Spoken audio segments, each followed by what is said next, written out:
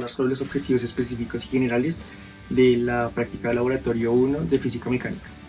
Objetivos específicos: obtener experimentalmente las componentes rectangulares de una fuerza, encontrar la resultante de un sistema de fuerzas concurrentes, comprobar que bajo la condición de equilibrio traslacional de un sistema de fuerzas concurrentes la sumatoria de fuerzas es igual a 0. Ahora veamos lo que se hizo en el laboratorio. Antes de saber lo que se hizo en el laboratorio debemos conocer unos conceptos. ¿Qué es un vector y cuáles son sus propiedades? Un vector es una magnitud que se representa con cantidad y dirección. Sus propiedades son el origen o el punto de aplicación. Este es el punto en donde actúa el vector. Tamaño módulo. Para conocerla precisamos del origen o punto de aplicación y el extremo del vector. Y la otra propiedad son la dirección y el sentido. Componentes de un vector. Vamos a utilizar a Paint para dibujar lo que vamos a decir a continuación. Primero, conoceremos que todo vector se puede ligar a un sistema de coordenadas en el plano. Vamos a imaginar un vector con su punto de aplicación en el origen del plano. Luego vamos a expresarlo como la suma de dos vectores perpendiculares en las direcciones de los ejes del plano. Esos vectores son los componentes rectangulares de un vector. Un poco rara esta definición, así que utilizaremos este dibujo para entendernos mejor. Dibujaremos el vector A, como habíamos dicho anteriormente, con su punto de aplicación en el origen. Este es A. Ahora, lo expresaremos como la suma de otros dos vectores perpendiculares a los ejes. Ahorita voy a explicar esto de suma de vectores para entenderlo un poquito mejor.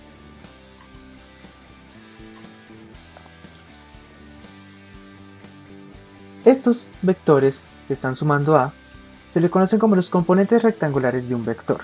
¿Por qué? Porque si hacemos una línea imaginaria, si quedara recta, nos daremos cuenta que forma un triángulo rectángulo, es decir, que uno de sus ángulos internos forma 90 grados. Estos componentes se llamarán AX y AY. Operaciones entre vectores. Para la suma de vectores es utilizar unos métodos gráficos para mejor comprensión. Estos son el cabeza con cola y el paralelogramo. Ambos comparten una pauta, y es que se respetará siempre la dirección y tamaño de los vectores. Siempre hay que acordarse de eso, que se toca respetar la dirección y tamaño de los vectores. Tomaremos los vectores A y B. Este será A, dibujémoslo de negro. Y este será B, que lo vamos a dibujar de color rojo. Cabeza con cola, ¿a qué se refiere? De que dibujaremos A respetando dirección y magnitud. Vamos a dibujar A más o menos como por acá. A ustedes sí les tiene que quedar perfecto. Dibujamos A. Y ahora, en la cabeza de A, vamos a dibujar la cola de B.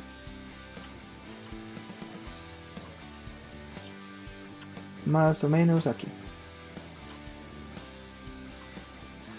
Ahora, desde la cabeza de A hasta desde la cola de A hasta la cabeza de B, vamos a dibujar un vector C. Esperen, correcto. Un vector C, que será la sumatoria de A más B. Eso es el método de cabeza con cola.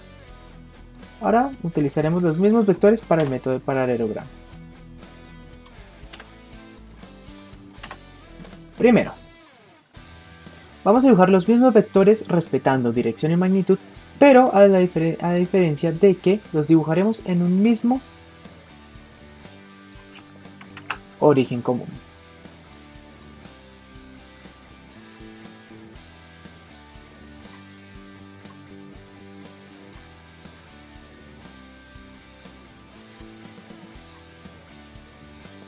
Más o menos como por aquí.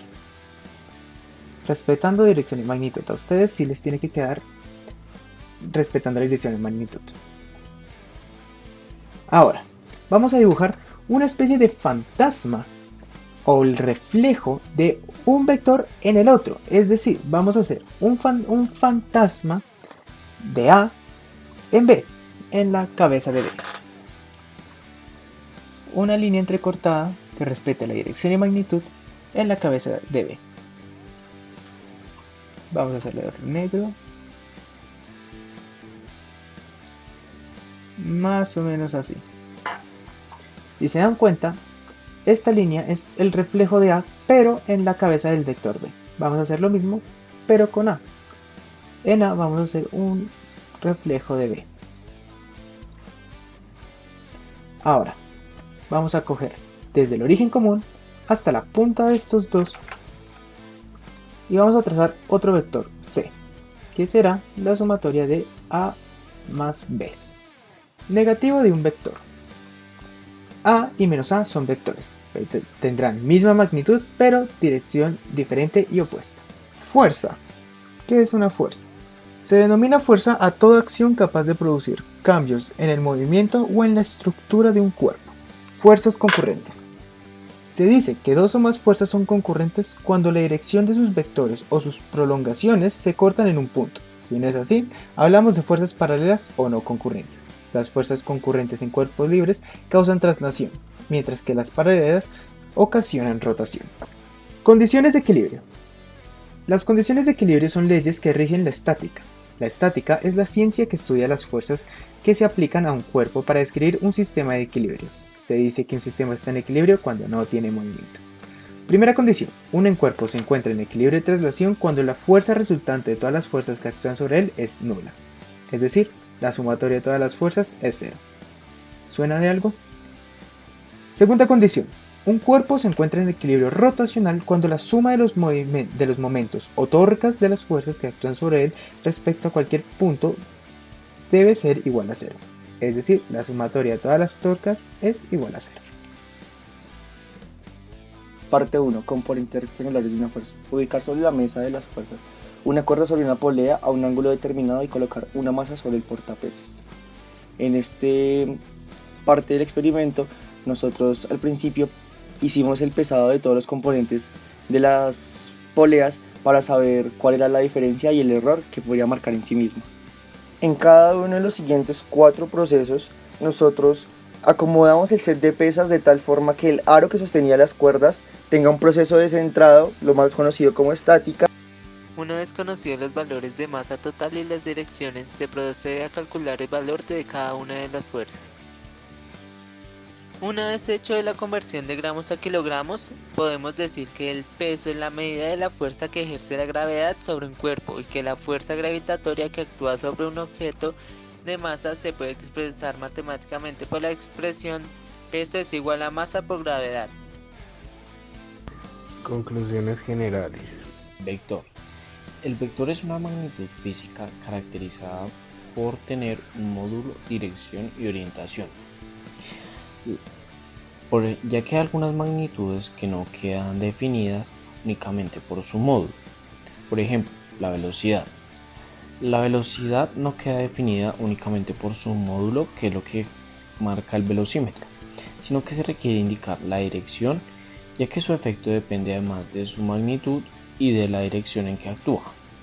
Por ejemplo, en este choque observamos que los dos automóviles se desplazan en una recta que puede tener el mismo módulo o magnitud, pero se requiere también indicar su sentido, ya que es muy diferente que vayan por la misma recta paralelos a que vayan por la misma recta en sentidos opuestos, y ahí se generaría el inminente choque. Fuerzas concurrentes. Las fuerzas concurrentes son un sistema en el cual existe un punto en común para todas las rectas de acción. Las fuerzas componentes. En este ejemplo hay dos fuerzas concurrentes que podríamos resumir con la resultante, que al calcularla por el método del paralelogramo es igual a 8 newtons. Experiencia en el laboratorio. Cada quien puede cumplir una función, no es necesario que uno solo haga el trabajo o que esté supervisando, basta con dar pequeñas indicaciones y responder preguntas.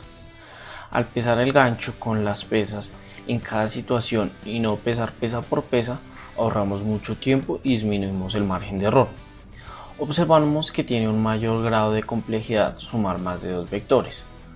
Observamos que el último peso que suspendíamos en el sistema de 3 vectores correspondía a la resultante en el método gráfico.